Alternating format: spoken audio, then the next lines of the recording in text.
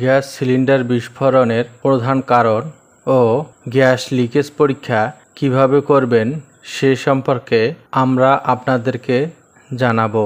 তাই ভিডিওটি না টেনে সম্পূর্ণ দেখুন।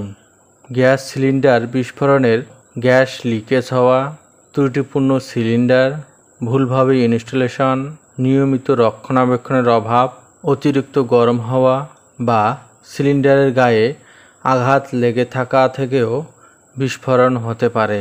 গ্যাস সিলিন্ডার বিস্ফোরণের কয়েকটি প্রধান কারণগুলোর মধ্যে আজকে আমরা আলোচনা করব গ্যাস লিকেজ সম্পর্কে। গ্যাস লিকেজ হওয়া।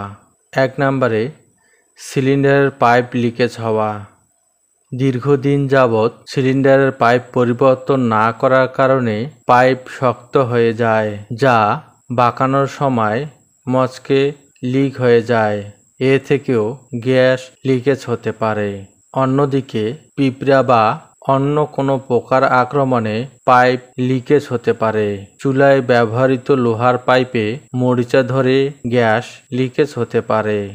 2 নম্বরে রেগুলেটর বা ভালভের ত্রুটির কারণে গ্যাস লিকেজ হতে পারে। এছাড়াও রেগুলেটরে লাগানো ওয়াশার বা গ্যাসকিট নষ্ট হতে পারে।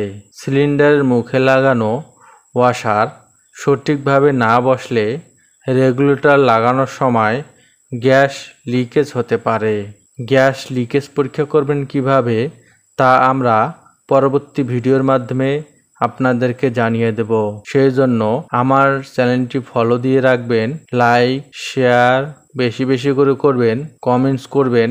আরও কিছু জানার থাকলে কমেন্ট বক্সে কমেন্ট করে জানাবেন। সকলকে ধন্যবাদ।